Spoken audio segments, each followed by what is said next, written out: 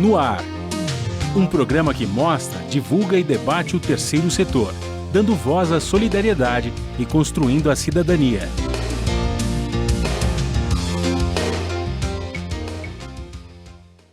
Olá, bom dia. Eu sou Joel Scali e começa agora o Observatório na Brasil Atual, um programa do Observatório do Terceiro Setor com a apresentação de Franklin Valverde. No programa de hoje vamos falar sobre o cenário da educação no pós-pandemia. Um estudo do UNICEF, com base em dados do IBGE, estima que 5 milhões e meio de crianças e adolescentes entre 6 a 17 anos não tiveram atividades escolares em 2020. Qual será o legado da pandemia na educação brasileira? Para refletir sobre esse assunto, nós vamos receber a Ana Laura Godinho, professora do Instituto, a professora da Faculdade de Educação da USP e pesquisadora no Instituto de Estudos Avançados. A Anete Abramovich, socióloga e doutora em Educação e professora titular da Faculdade de Educação da USP. Você vai conferir as notícias do mundo com a Mônica Grady, da Rádio ONU, direto de Nova York. E os destaques do site do Observatório Terceiro Setor com Franklin Valverde. Muito bem, muito bom dia, Ana Laura, seja muito bem-vinda ao nosso programa. Bom dia, Joel, bom dia, Franklin, bom dia, Anete, um grande prazer, agradeço o convite. Ai, Anete, seja muito bem-vinda ao nosso programa, prazer em recebê-la. Bom dia a todos, a todas, a vocês especialmente, também obrigada pelo convite. O PL 3262/19 sobre a educação domiciliar foi aprovado na Comissão de Constituição e Justiça da Câmara Federal para tirar a criminalização da prática, considerada até então como abandono intelectual do Código Penal. O PL legalizava a educação domiciliar sem critérios bem definidos. Para a modalidade ser regularizada, é necessário passar pelo Congresso Nacional. Começando com você, Ana Laura, a que interessa a aprovação do ensino domiciliar? O que está em jogo, em termos práticos? É uma questão, assim, que tem implicações muito importantes, né? Não apenas para as crianças, mas também para as famílias e, enfim, né? E eventualmente para aqueles que estão interessados em fornecer serviços, seja, enfim, conteúdos online prontos ou, enfim, materiais que possam ser empregados, né, nessa modalidade de ensino, que, a meu ver, tende a se configurar menos como propriamente um ensino domiciliar, como um ensino privado, no qual as famílias contratam, eventualmente, professores particulares para ensinarem os seus filhos, né? Agora, o que, do meu ponto de vista, é muito importante considerar é aquilo que se perde, aquilo que as crianças e os adolescentes, as pessoas em formação, perdem ao não terem a possibilidade de frequentarem a escola, um espaço público no qual elas possam, e isso que é, para mim, o fundamental, aprender a conviver com o que não é familiar. Esse é o grande ganho da escola, né? Promover a socialização para além do espaço primário, para além do espaço das relações íntimas que elas vivenciam dentro de casa. A escola, o que ela proporciona é justamente a convivência com hábitos, linguagens, modos de pensar, modos de fazer, que não são familiares, e é isso que expande, né, os horizontes, o pensamento, a imaginação, a criatividade das pessoas, e ainda por cima também um sentimento de responsabilidade por um mundo comum, por uma cultura comum, por um meio ambiente comum. Então, é muito grave, digamos assim, as consequências, os efeitos, né, de uma eventual caminhada para isso são graves, mas eu tenho a esperança de que isso não venha a se estabelecer, se instituir. Anete, você concorda que haverá uma perda para crianças e adolescentes com o ensino domiciliar? A quem interessa a aprovação do ensino domiciliar? Então, eu só vou complementar, evidente, não vou repetir o que a Ana Laura disse, mas vou complementar, porque eu acho que esse debate é um debate essencial, que nós devemos nos opor com muita força, porque, de fato, é uma maneira de tornar as crianças, eu venho chamando de prisioneiras políticas. É uma espécie de prisão política das próprias crianças. porque elas vão estar instadas a viver num ambiente familiar, todo o tempo num ambiente familiar. Isso que a Ana Laura levanta sobre o espaço público é essencial. O que é o espaço público? É o espaço do comum, é o espaço do que não é meu, de que não sou eu, é o espaço de aprender a reconhecer o outro não familiar. Quer dizer, o espaço público, mesmo as crianças, quando você pergunta para elas o que é que você gosta da escola, ela diz o quê? Eu gosto de brincar, eu gosto dos amigos. Porque a amizade, ela nasce do espaço público. Porque o espaço familiar, ele não é o espaço da amizade, ele é espaço do cuidado material e imaterial e tudo que está envolvido nesse agrupamento familiar, né? Nesses múltiplos agrupamentos familiares. Porque há de se dizer que o ensino domiciliar só vai servir para algum tipo de família, que tem casa, que tem condições, que tem, não vai poder ser uma prática pública. Ou seja, para um segmento privilegiado da população que vai atender, né, o ensino. E eu acho muito perigoso, né, que esse espaço de uma certa elite seja feita no espaço doméstico, porque se aprende a se afetar, é uma aprendizagem. Eu me afetar pelo que não sou eu e pelo que é diferente e o que é o outro, é uma prática que se aprende exatamente no espaço público. Então, a quem interessa isso? Se interessa exatamente as forças que querem aprisionar o corpo e o pensamento das crianças, né? Para um projeto político muito perigoso que a gente tem que combater. Bom dia, Frank Valverde. Bom dia, Joel. Bom, os destaques da semana. O fim de semana foi um fim de semana quente, mas essa semana eu acho que eu gostaria de ouvir a respeito do governo federal. Aliás, desse desgoverno federal. Exatamente, eu acho que ainda repercute um pouco aquela declaração infeliz do presidente da República, né? Quando ele recebeu, quer dizer, nem recebeu, né? Ele despachou na portaria, digamos assim, né? Os senadores que foram lá perguntar uma série de questões a respeito que ele tem que explicar, que o governo federal tem que explicar a respeito da condução da pandemia, né? E ele falou, não vou dizer a expressão dele porque é extremamente chula. Era chula, né? Mas ele disse que ia defecar nas pessoas ou na situação em si. É lamentável que o Brasil seja comandado por uma pessoa que não tenha mínimo equilíbrio, que fuja do papel que o país precisa, que é de um estadista, né? Nós tivemos vários estadistas de vários partidos. Nós tivemos o Lula, nós tivemos o Fernando Henrique, que eram de partidos diferentes, mas eram estadistas, tratavam o Estado com respeito, né?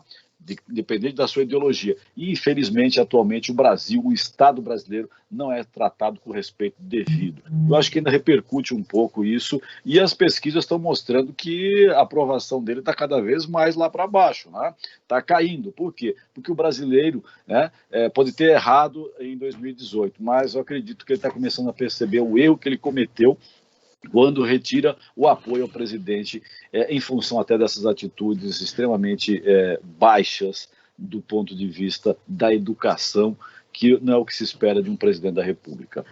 Se a população começa a perceber, ou já está percebendo há algum tempo, a qualidade desse governo, não acontece com essa instituição, né, os militares, né, a instituição do Exército Brasileiro, que produziu aí na semana passada um documento contra o presidente da CPI. Agora, essas atitudes do Bolsonaro não merecem reparos dos militares. Exatamente, João. Você vê como essa situação é esdrúxula, né, para dizer o mínimo, né? O presidente da CPI, o senador Omar Aziz, com muito equilíbrio, né? Ele teve todo o cuidado de fazer a declaração, ressaltando que algumas peças, algumas figuras das Forças Armadas, principalmente do Exército, não estavam tendo a atitude que se esperava da grandeza da instituição. No entanto, eu acho que o comando militar não ouviu como deveria ter ouvido, ou não leu entendeu o que o senador disse e generalizou. Eles sim generalizaram e colocaram que não vão permitir isso, esse tipo de atitude, que as Forças Armadas estão acima disso, daquilo. Agora, o que é curioso, Joel, que, por exemplo, quando há uns meses, há um ano praticamente, há mais de um ano atrás, foi descoberto um avião com quilos de droga, né, na Espanha, um avião da presidência, né, ou simplesmente com um militar conduzindo, transportando essa droga, o Exército não se manifestou na mesma forma. Isso é muito curioso, né, Joel, que os crimes que são cometidos por militares, que deveriam ser punidos pelos militares, simplesmente eles passam pano, para usar uma expressão popular de hoje em dia. Eles passam pano na situação e como se nada tivesse acontecido. Vamos resgatar o tema do nosso programa, que é a educação na pandemia, Frank. E quero reintroduzir você, porque a professora Anete colocou uma questão que eu achei interessante. Ela falou: a quem interessa o ensino domiciliar? Eu gostaria de te ouvir para depois começar a conversar novamente com as nossas duas convidadas. Sabe, João, você está me colocando a quem interessa isso, e eu vou resgatar uma outra questão também que eu acho importantíssima e inserida na discussão com a Ana Laura e com a Anete. Fala-se muito da escola sem partido, né? Que a escola não deve ter partido, na verdade. A escola, na verdade, ela nunca teve partido, ela é plural, ela coloca as várias visões para o aluno conhecer, para a aluna conhecer, e a partir daí ela olhar essas visões todas e construir a sua própria visão. No entanto, o ensino domiciliar favorece a quem? A quem quer o partido único. O partido único? Aquele que se representa só a sua visão pessoal. A isso que interessa. Uma visão unilateral da sociedade brasileira. Exatamente. A quem quer o partido único, ou seja, o partido dele, da maneira como ele pensa, tá? E não dando a possibilidade democrática, né, republicana, para usar um outro termo, de que os alunos e alunas conheçam as várias visões de mundo e construam a sua a partir dessas. Não, eles querem impor a sua visão, uma visão muitas vezes fundamentalista, Joel, de ver o mundo e de conduzir a sua vida e dos seus semelhantes. Frank, eu quero que você deixe uma pergunta no ar, eu vou chamar a Rádio ONU e depois as nossas duas convidadas já começam a falar sobre ela. Perfeito. Quer fazer agora ou depois? Posso fazer agora. A educação, hoje, ela tem cumprido o seu papel dentro desse cenário pandêmico ou não? Agora, nós vamos ouvir a Rádio ONU, parceira de conteúdo do Observatório Terceiro Setor, com a matéria: número de pessoas em trabalho remoto aumentou 10 vezes na América Latina. A Mônica Grady, de Nova York, tem as informações. Uma das consequências da pandemia da Covid-19 foi a maior frequência do teletrabalho ou home office em todo o mundo. Com a crise global de saúde, muitas empresas puderam manter a produtividade, evitando demissões em massa de seus funcionários que passaram a trabalhar à distância. Um estudo da Organização Internacional do Trabalho, OIT, sugere que antes da pandemia, a quantidade de pessoas nessa situação era inferior a 3% da mão de obra na América Latina e no Caribe, por exemplo. Mas com a crise, a taxa está entre 20% e 30%. No segundo semestre do ano passado, cerca de 23 milhões de pessoas na região estavam fazendo home office. O diretor regional do escritório da OIT na América Latina e no Caribe, Vinícius Pinheiro, disse que a crise acelerou algumas tendências nos mercados de trabalho, dando uma impressão que o futuro do emprego chegou antes do esperado. Para ele, o teletrabalho chegou para ficar e aliviar os impactos negativos da pandemia, preservando milhões de empregos. A diferença é que, após a crise, essa vai ser uma opção de empregados e empregadores, que já provaram a eficiência do modelo. Pinheiro alerta, no entanto, que os países e as empresas precisam agora se preparar para essa nova fase, ou a uma forma híbrida de produção que combine o trabalho presencial com aquele à distância. Antes da pandemia, muitas pessoas que faziam home office eram trabalhadores autônomos, mas com o confinamento essa ficou sendo a única forma exclusiva de produção. Para a OIT, essa modalidade foi mais comum para pessoas com empregos estáveis, profissionais da área administrativa e com acesso à tecnologia para realizar as tarefas. E a situação é bem diferente quando o tema são os trabalhadores menos qualificados, informais e que recebem baixos salários que não tiveram a mesma sorte.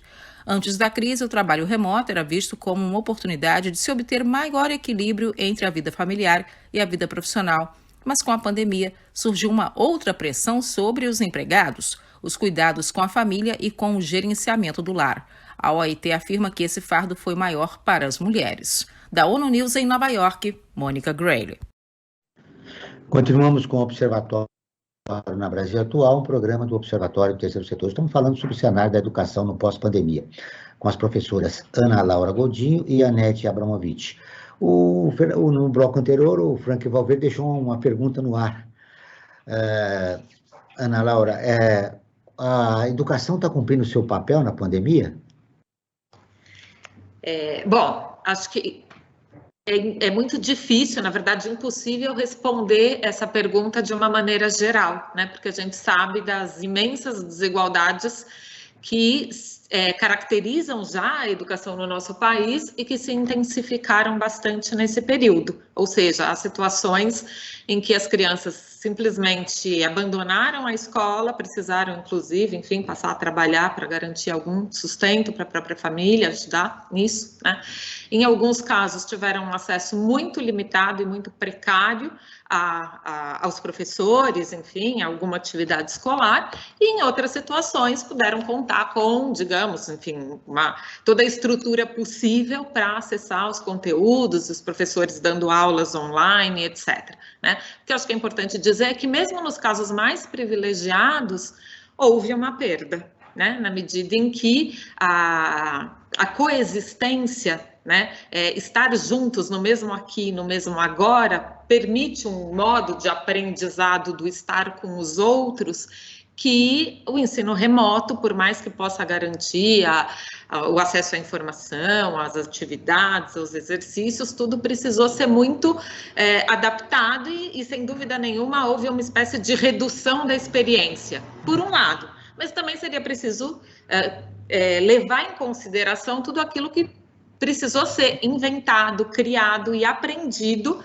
né, tanto pelos professores, quanto pelas, enfim, né, pela estrutura administrativa das escolas, quanto pelos próprios alunos, no sentido, enfim, de se tornar mais proficiente no domínio da tecnologia e etc., nos casos em que isso foi possível. Quer dizer, houve aí um grande aprendizado, acho que está havendo, por parte da sociedade como um todo, mas sobretudo dos educadores, uma reflexão que tem o potencial de ser uma reflexão muito fértil sobre o próprio sentido da escola, sobre o funcionamento da escola, sobre o lugar da escola no mundo contemporâneo em face, né, de tudo aquilo que a tecnologia torna possível, mas também de tudo aquilo que a tecnologia não permite, né? Então, enfim, acho que tudo isso precisaria ser considerado. Por isso que eu disse que acho que não tem uma resposta simples. Acho que em alguns casos a educação, sem dúvida, acho que um aspecto que também talvez seja importante considerar, não houve, como talvez alguns pensem, um congelamento da escola, dos alunos e dos professores nesse período, né? Tudo continuou muito ativo, né? Em alguns casos até eventualmente mais acelerado do que seria prudente, né, para uma situação como essa, né? Mas as situações, né, e as circunstâncias em que isso aconteceu, elas foram muito diversas, muito desiguais. Anete, a pandemia ampliou as desigualdades do país. Neste ambiente, a educação está cumprindo o seu papel? Joel, eu quero retomar algumas coisas. Primeiro, eu queria falar alguma coisa em relação ao Franklin, que, na verdade, a escola sempre teve partido, diferentemente do que ele afirma. Eu entendi o raciocínio dele. E vou dizer por quê. Porque a escola sempre trabalhou com um determinado modelo de aluno. Tanto que os indicadores sociais de dentro da escola, a gente nota de como as crianças negras, por exemplo, têm um desempenho pior que as crianças brancas. Isso por quê? Porque a escola tem partido em relação à raça. E não só em relação à raça, em relação à sexualidade. Diferentemente do que eles falam que tinha um kit gay, na verdade, a gente tem um kit heterossexual totalmente funcionando no interior da escola. Assim como a gente tem um kit racial funcionando. Quer dizer, a escola, ela sempre trabalhou com partidos, só que há disputas no interior da escola em relação a esse modelo hegemônico, porque há um modelo hegemônico na qual todas as instituições atuam no sentido de socializar e subjetivar as crianças nesse modelo que é hegemônico. Então, a escola sempre teve partido. Por isso que é perigoso a educação domiciliar. Por quê? Porque a família branca vai ficar só entre ela, e isso, de fato, é muito pequeno, é muito pouca vida, né? Bom, isso é uma coisa que eu queria falar. Outra coisa que eu queria falar é que a nossa maior catástrofe, eu acho, não é a pandemia. É se nada mudar pós a pandemia. Essa será a nossa maior catástrofe. Porque a pandemia, ela iluminou lugares que, por mais que a gente sabia da desigualdade social que o Brasil vivia, a gente não sabia a intensidade e a quantidade, o que foi absolutamente monstruoso. Ela iluminou a quantidade de gente que não tinha nem certidão de nascimento para fazer o pedido do auxílio emergencial. Ou seja, o normal que as pessoas diziam que a gente vivia era de uma anormalidade absoluta, né? Então, seria catastrófico que nada se mudasse na nossa vida pessoal e na nossa vida coletiva. Em relação à escola, é preciso que se diga que a escola não parou um minuto sequer. A escola atuou permanentemente, a ponto de, eu acho que a escola ganhou um ingrediente que talvez não tivesse tão orgânico como agora. Por exemplo, tem professores que têm no seu WhatsApp todas as famílias. Isso é muito importante. Por quê? Porque se estabelece um novo tipo de relação com a família. Sempre teve um desejo da família entrar na escola, mas nunca se arrumou os canais efetivos dessa participação. Então, eu acho que isso é valioso. Por outro lado, é evidente isso que a Ana Laura disse, o Brasil é um país que não dá mais para a gente viver com essas desigualdades. Por exemplo, as crianças pequenas de 0 a 5 anos têm uma perda enorme, porque a escola de educação infantil não se faz à distância. As crianças se fazem nas relações entre elas vão trocar suas máscaras, elas vão se beijar, elas vão trocar seus alimentos, vai ser impossível uma educação à distância. Então, há, de fato, uma perda. Por outro lado, mesmo da educação infantil, se estabeleceu uma relação com as famílias. Mas eu acho que a gente ganhou uma coisa muito interessante, que são redes solidárias que se fizeram na própria comunidade. E eu acho que essas redes, isso vai ter que permanecer de algum jeito, porque elas são, ao meu modo de ver, um embrião de talvez uma nova forma de sociedade nascendo dessas solidariedades. O que eu quero dizer com a educação? A nossa catástrofe vai ser se isso não mudar, a educação não parou e a perda será enorme, é enorme, mas recuperável, se a gente estabelecer um novo tipo de olhar para as crianças e para a juventude. Mas temos que trabalhar fortemente, né? Muito bem. Ana Laura, está estabelecida a polêmica. O Frank falou que a escola não tem partido, a Anete disse que tem partido. E para você, a escola tem partido? Ela defende a narrativa de uma classe dominante? Ela não é plural? Eu passei parte da minha vida imaginando a escola pública, até os anos 70, por exemplo, que na escola pública estava a sociedade lá, né? Estava a classe média, a classe baixa, a média alta, enfim, esse modelo mudou com a ditadura militar. Mas a escola tem partido ou não? É uma questão bem interessante, bem importante. Eu acho que se a gente estuda a própria história do discurso pedagógico, a gente percebe algo que permite elucidar, talvez, essa questão, né? Então, se a gente recorrer, né, ao Manifesto dos Pioneiros da Educação Nova, de 1932, o que se defendia lá? Os educadores que foram signatários desse manifesto, que foi publicado na imprensa, simultaneamente em vários jornais do período. A escola única, que fosse pública, gratuita, obrigatória para todos e onde meninos e meninas fossem educados juntos, né, num período em que havia escolas para meninas separadas das escolas para os meninos. Então, nesse sentido, a escola pública para todos, democrática, aberta a todas as opiniões, a todas as religiões e etc., né, uma escola que inclusive fosse laica, justamente para não estabelecer uma religião única, né, como sendo uma religião oficial na medida em que o Estado era laico. Na década de 60, a partir de fins da década de 60 e 70, emerge uma perspectiva que foi, enfim, designada como pedagogia crítica e que passa a perceber, identificar e explicitar isso no discurso pedagógico, do fato de que, embora essa escola se propusesse, né, a escola pública se propusesse como democrática, aberta, igual para todos, a escola de verdade não proporcionava as mesmas oportunidades para todos, na medida em que a cultura, o currículo oficial, a expectativa dos professores e etc., tendia a privilegiar, favorecer as crianças de classe média alta, as crianças brancas, as crianças cujos pais e mães já haviam sido escolarizados e assim por diante. E que isso produzia, apesar do discurso da igualdade, um conjunto de desigualdades, na medida em que a linguagem, os hábitos, as condições mesmo, né, de chegada à escola e etc., das crianças mais pobres, das crianças negras e etc., faziam com que elas fossem vistas como menos capazes, com que elas tendessem a ser reprovadas com mais frequência, assim por diante, né? Então, dizer, a escola tem partido ou não tem partido? Do ponto de vista daquilo que é a função, a missão da escola pública, o que, né, num certo sentido, o sentido da escola pública vai muito na direção daquilo que o Frank e daquilo que o Joel falavam, de ser uma escola aberta a todos, que proporciona oportunidade para todos.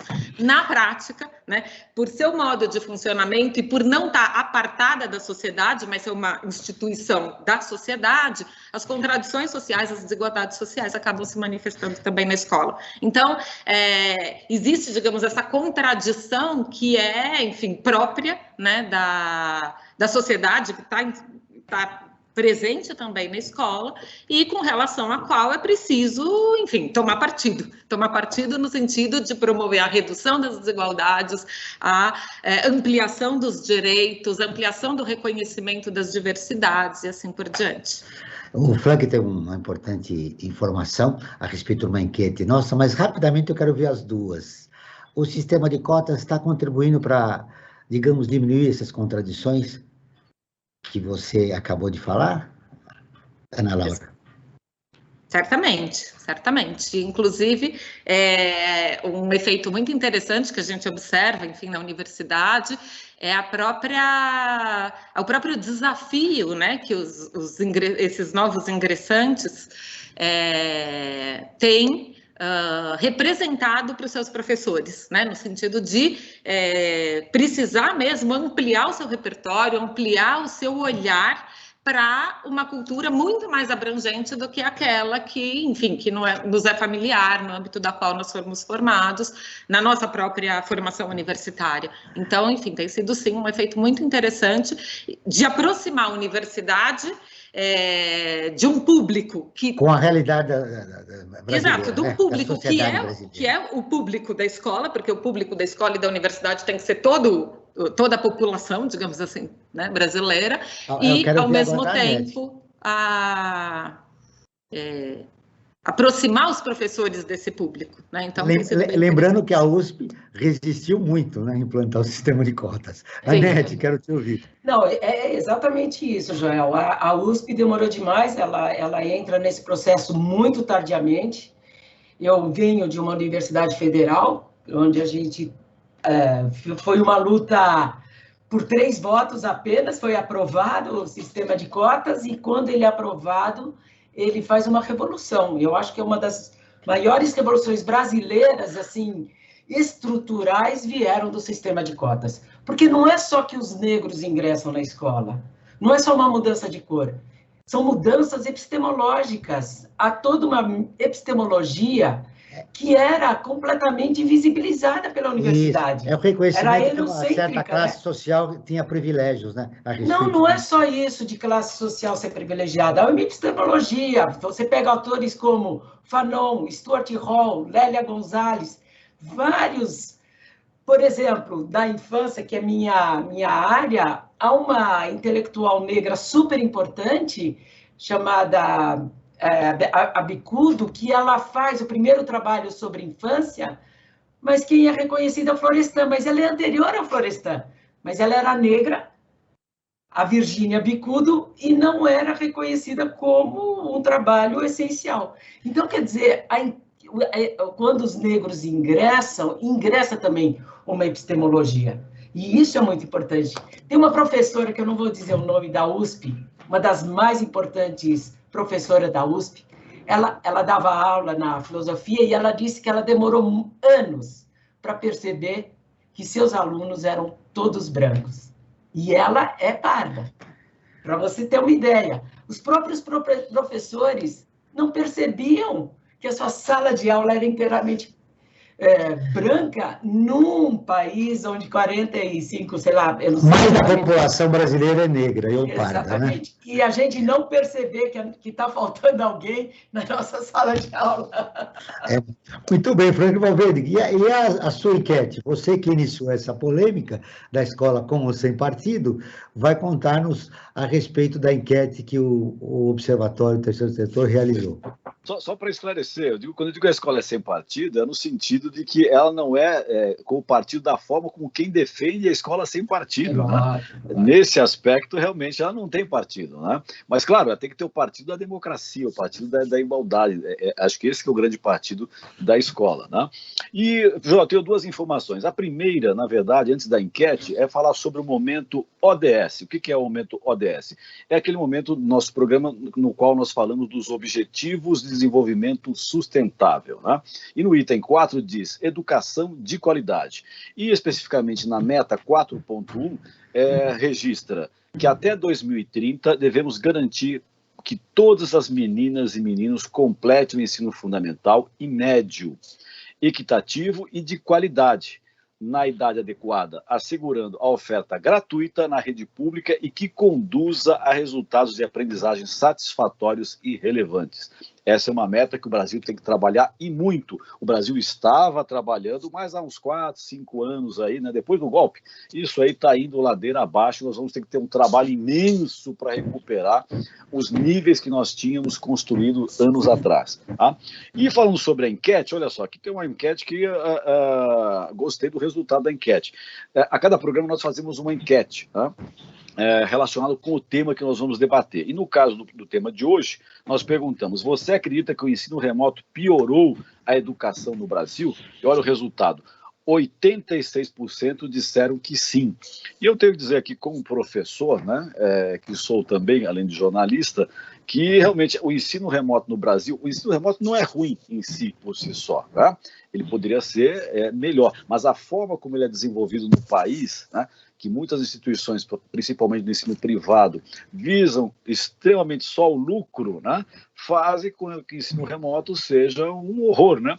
E agora, na pandemia, não teve outra saída, teve que entrar no ensino remoto de qualquer jeito. Né? E aí, o que acontece? Esse resultado foi 86%, porque não foi construído lá para trás. Tá? E aí eu pergunto, né, para Ana Laura e para a Nete, o que fazer para que o ensino remoto, o ensino online, tenha qualidade, né? Porque há certas coisas que a gente gosta ou não, eu pessoalmente até posso dizer, João, eu não gosto do ensino online, remoto, eu não gosto, eu pessoalmente, mas ele veio para ficar, queiramos ou não, mas o que fazer para que ele seja de qualidade? Podemos começar com a Nete. Vamos lá, Nete. Não, eu acho a pergunta muito difícil, né? Porque os professores, na verdade, eles tiveram que entrar nesse sistema quase que à força, né? Quer dizer, não foi uma inevitabilidade. E não teve formação possível para que os professores ingressassem nesse sistema. Então, os professores, de repente, tiveram que lidar com uma tecnologia na qual eles estavam muito distantes não foram formados. E eu vou dizer uma coisa, o ensino remoto, ao contrário do que o Brasil vem pensando, que é uma maneira de baratear o sistema educacional, de colocar cada um em sua casa, de distanciar todas as pessoas, na realidade, ele é um sistema caro para ser bem feito. Muito bem lembrado. Porque existe muitas educação à distância. Nós não fizemos educação à distância. É importante saber disso. Porque a educação à distância tem tutores, tem aulas preparadas, tem todo um sistema tecnológico que auxilia o professor. Nós fizemos exatamente isso, o ensino remoto. A nossa aula por essas vias, Skype, Google Meet. É lógico que os professores foram se aprimorando, né?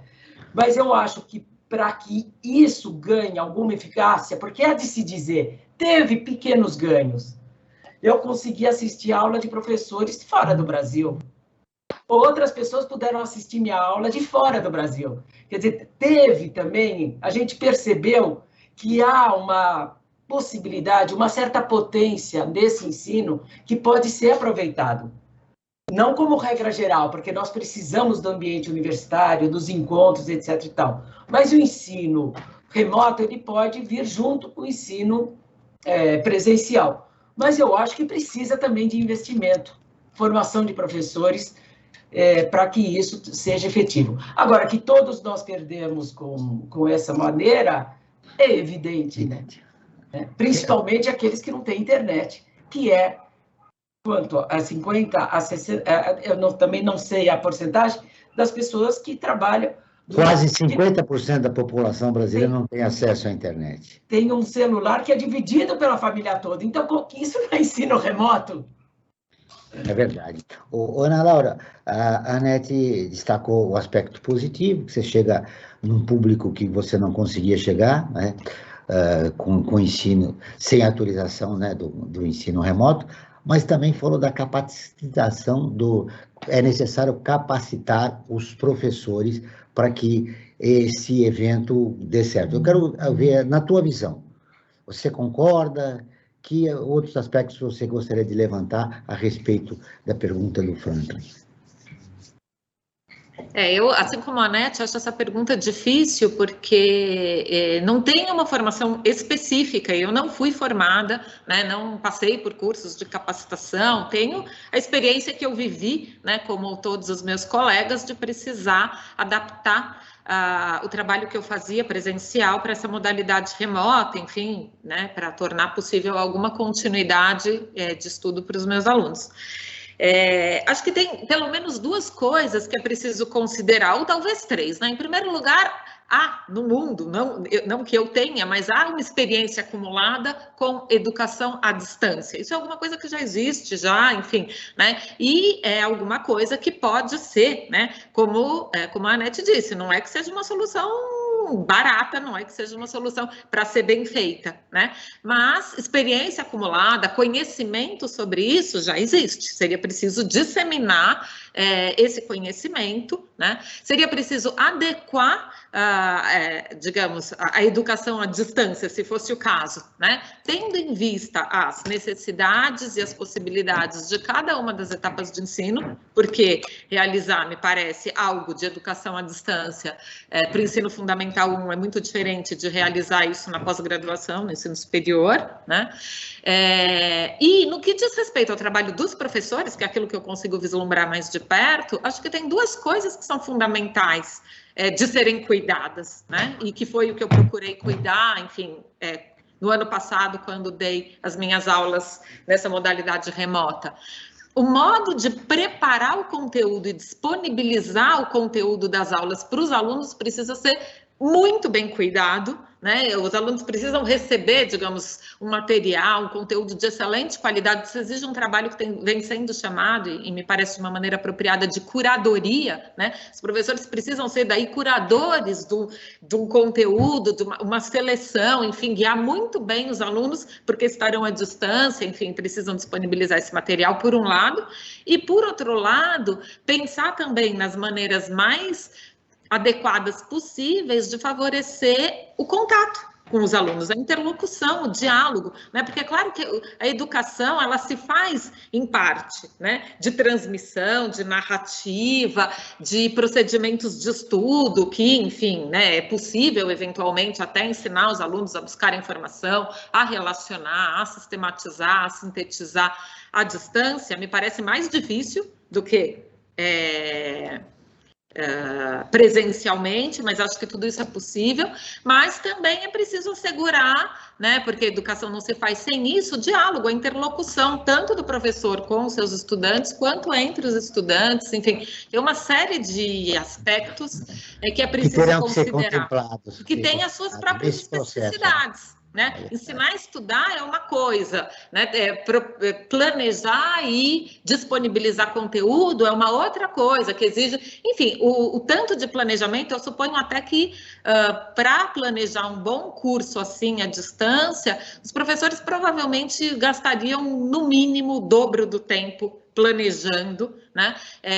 Para garantir que essa comunicação ocorra à distância. Quando você está diante do seu aluno, você está vendo que aquele não entendeu, tem o outro do lado que ajuda aquele que não entendeu, tem um conjunto de coisas que favorecem, né, no mesmo aqui e agora. À distância, isso precisa ser pensado assim, enfim, com uma certa redundância, né, para que a gente possa assegurar que, de fato, as coisas sejam compreendidas. E mesmo assim, muito bem. A gente fica segura, né? Agora eu preciso repercutir com vocês algumas coisas importantes ao longo do programa de hoje, e aí a produção está me falando que nós temos só apenas mais 15 minutos, falamos muito, nos debruçamos muito a respeito de um determinado assunto. Frank, você quer destacar alguma coisa? Eu gostaria de dar os destaques do Observatório do Terceiro Setor, né? Eu ia te chamar exatamente para isso. Então, tem algumas matérias. O Observatório do Terceiro Setor está sempre sintonizado com as grandes causas, né?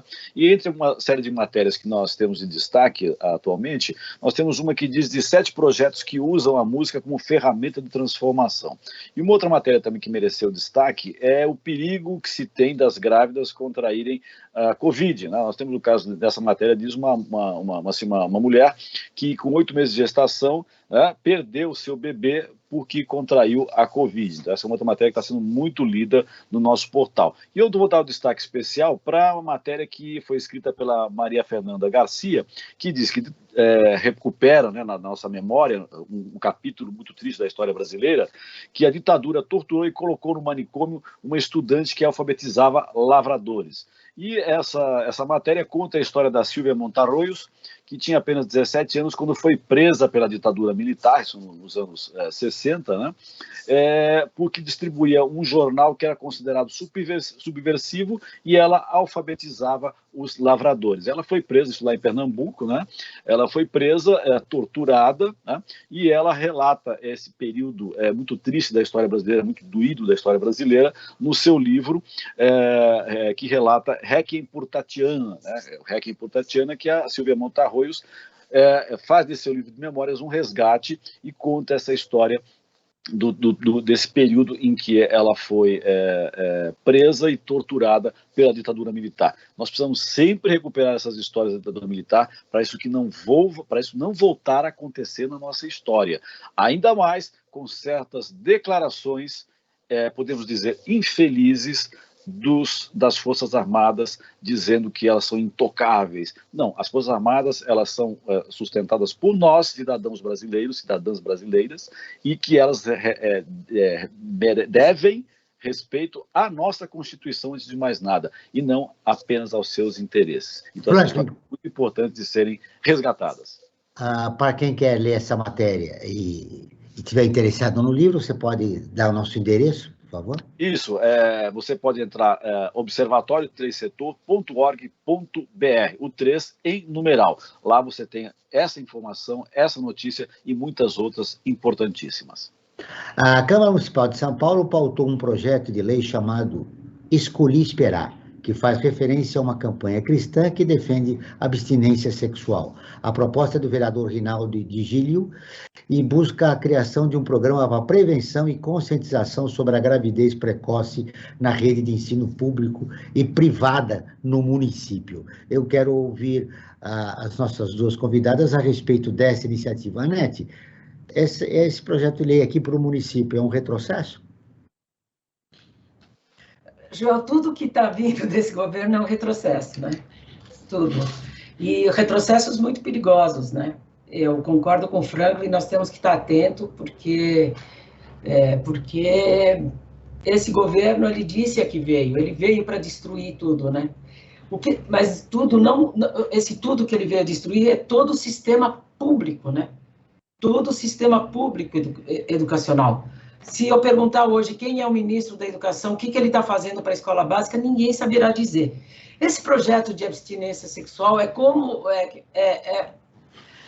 totalmente contrário àquilo que as crianças precisam, porque as crianças precisam entender as forças da sua sexualidade. Eu fico pensando, né? O Freud, no século XIX, para você ver como ele era revolucionário, disse que as crianças têm sexualidade que independe de você ensinar ou não, é um corpo vivo, um corpo pulsante. Imagina, ele falou isso no século XIX.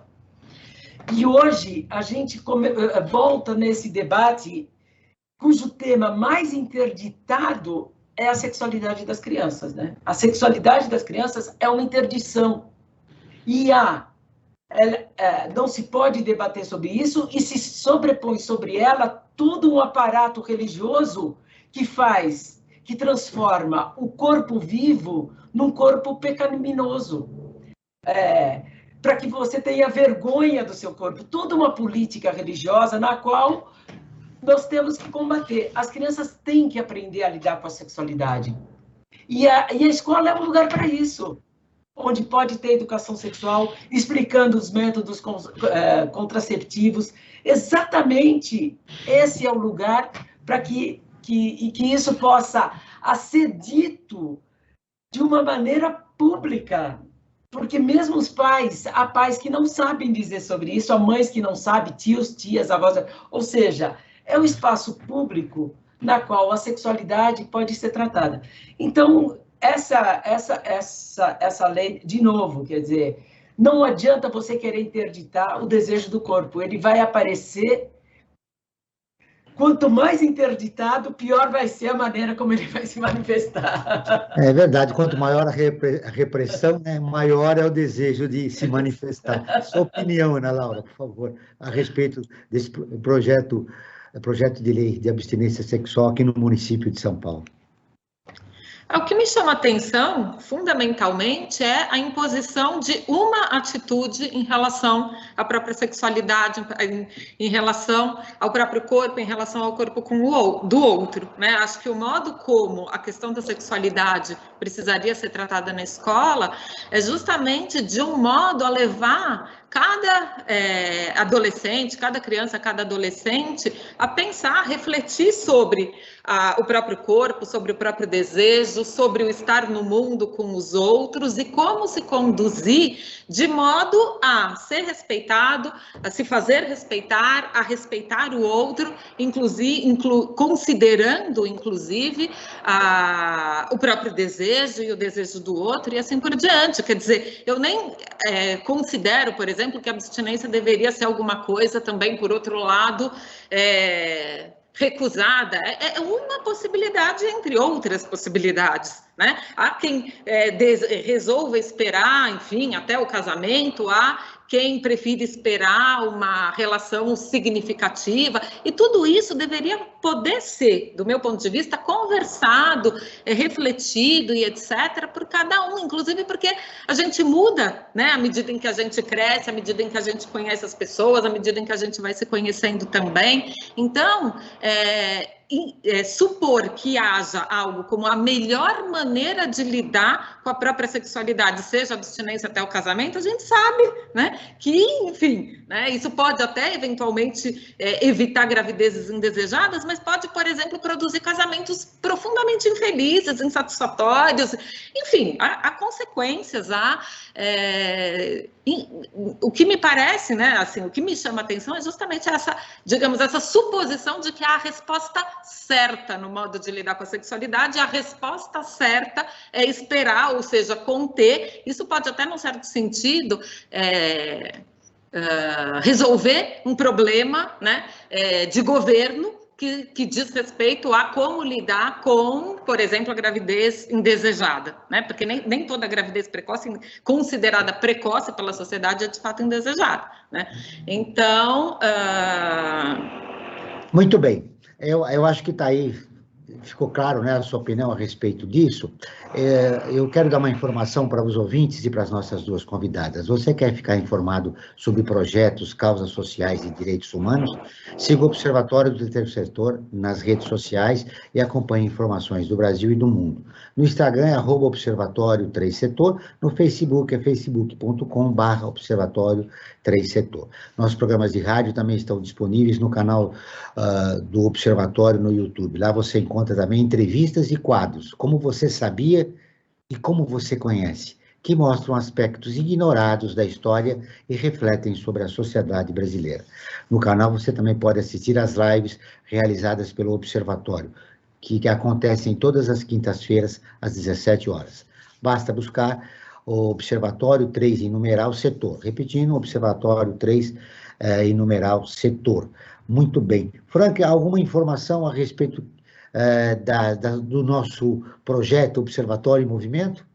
Sim, João, rapidamente, porque nós já estamos caminhando para o final do programa, destaque rapidinho. Nós temos o Observatório em Movimento, que é uma campanha na qual nós ouvimos especialistas das mais variadas áreas do conhecimento humano, dando dicas e informações de como você passar melhor por essa época de pandemia e como viver, inclusive, pós-pandemia, porque com certeza o mundo será diferente depois da pandemia. E como mesmo a Anete disse, o terrível vai ser nós nos depararmos, né, com uma época em que nada mudou e continua tudo igual. Aí vai ser um grande problema, porque o mundo realmente é outro, né? Será outro depois da pandemia.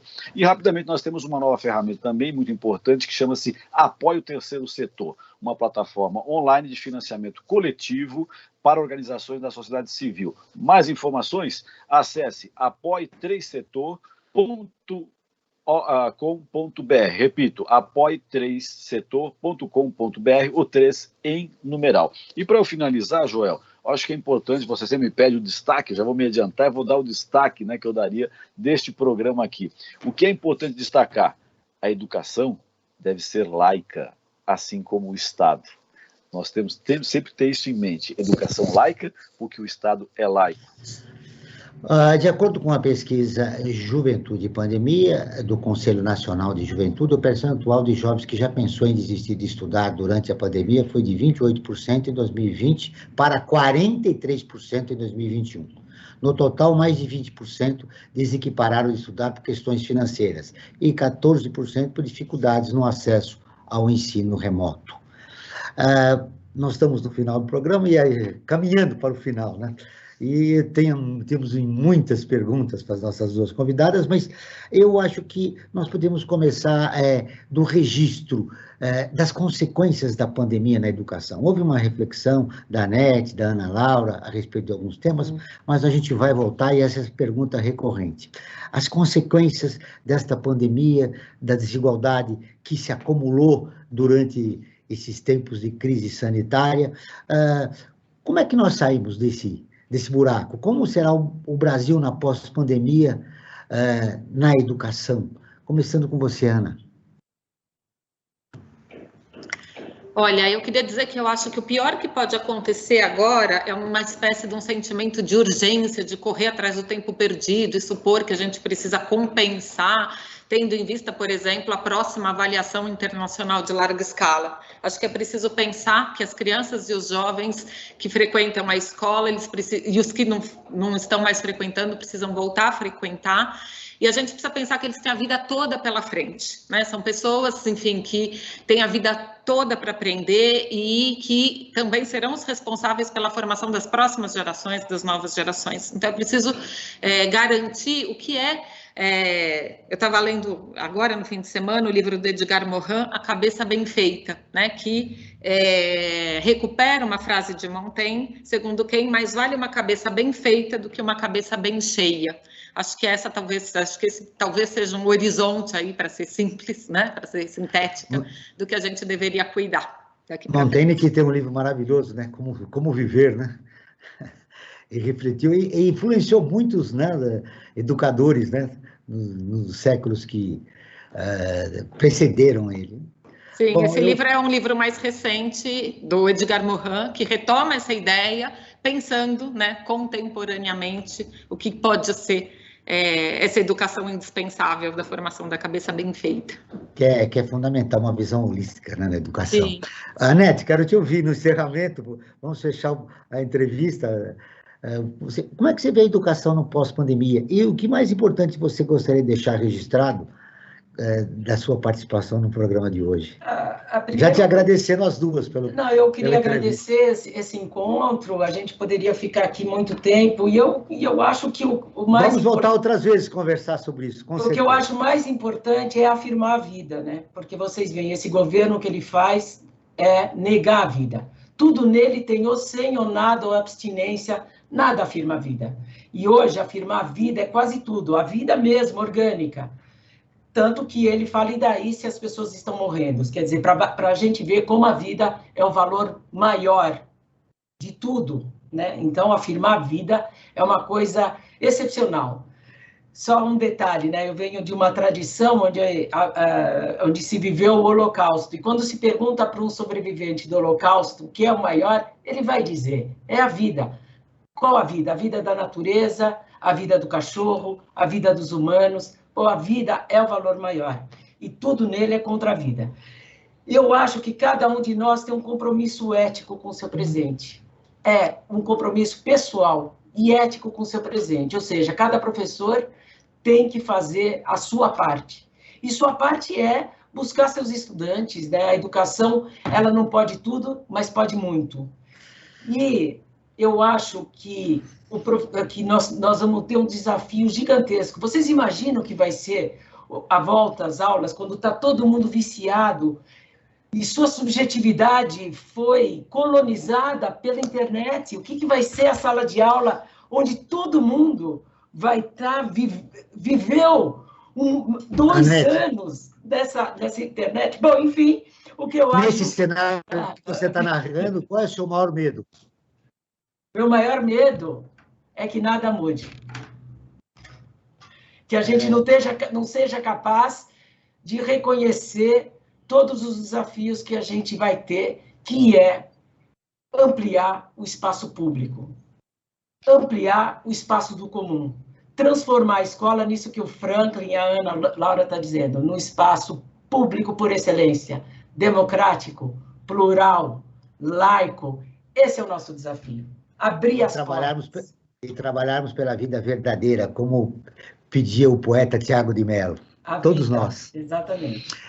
O Observatório na Brasil Atual está terminando. Eu agradeço a presença de Ana Laura Godinho, professora na Faculdade de Educação da Universidade de São Paulo e pesquisadora do Instituto de Estudos Avançados da USP. Anete Abramovich, socióloga e doutora em Educação e também professora titular da Faculdade de Educação da Universidade de São Paulo. Esse programa foi produzido pela equipe do Observatório do Terceiro Setor. Na próxima terça-feira, às 9 horas, acompanhe o programa Brasil Cidadão, sempre com assuntos importantes da atualidade. E nós ficamos por aqui, sempre na luta por uma sociedade mais justa, solidária, sustentável e tolerante. Até o próximo programa.